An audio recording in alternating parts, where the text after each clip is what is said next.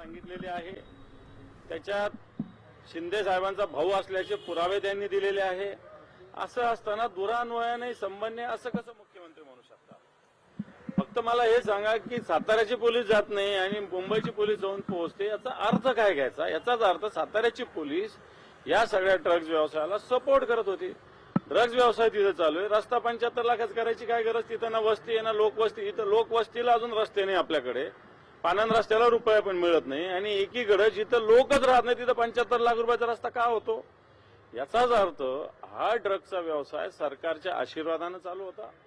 माननीय एकनाथजी शिंदे साहेबांच्या गावाजवळचं गाव हे आहे आणि त्याच्यामध्ये त्यांच्या बंधूंचं नाव आलेलं आहे. माननीय मुख्यमंत्री कोणताही तपास न करता स्वतः सगळ्यांना क्लीन चिट देतात. मागे त्या निंबाळकरांना दिली, आता यांना दिली. मला असं वाटतं मुख्यमंत्री तपास अधिकारी झाले की काय, हा एक प्रश्न आहे. विधान परिषदेमध्ये प्रज्ञा सातव यांनी आपल्या आमदारकीचा राजीनामा दिलाय. त्यामुळे आता परिस्थिती अशी आहे की शिवसेना, उद्धव बाळासाहेब ठाकरे पक्ष आणि काँग्रेस पक्ष यांची समसमान संख्या आहे. भले सत्ताधारी असतील किंवा विधानसभा अध्यक्ष असतील, सभापती असतील, विरोधी पक्ष नेतेपदाचा निर्णय होत नाहीये, जी तुमची खंत आहे किंवा तुमचा जो आरोप आहे.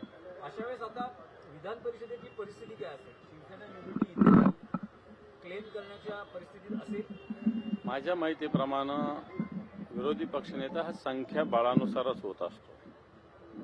संख्याबळ विधानसभेत शिवसेनेचं जास्त आहे, त्यामुळे आम्ही भास्करराव जाधवांचं नाव दिलेलंच आहे ऑलरेडी. आता इतक्या दिवस काँग्रेसने जे काही नाव दिलेलं आहे, पण आम्ही घाई करणार नाही या प्रकरणामध्ये कोणत्याही प्रकारची. सगळ्यात आधी विधानसभा आणि विधान परिषदेचे सभापती आणि अध्यक्षांनी विरोधी पक्षनेता करायला पाहिजे होतं. परंतु कायद्याच्या दृष्टीनं, संसदीय प्रघाताच्या दृष्टीनं वाटतं त्यांनी हे प्रघात मोडलेले आहे. नियम ते तोडतायत. विरोधी पक्षनेत्या अभावी सभागृह चालवणं, मला असं वाटतं जनतेच्या प्रश्नाला उत्तर देण्यापासून सरकार घाबरतंय. देश विदेशातील प्रत्येक घडामोडींचे लाईव्ह अपडेट मिळवण्यासाठी आता साम टीव्हीच्या सर्व सोशल मीडिया प्लॅटफॉर्मला लाईक, फॉलो आणि सबस्क्राईब करा. तसंच सर्व नोटिफिकेशनसाठी बेल आयकॉन प्रेस करायला विसरू नका.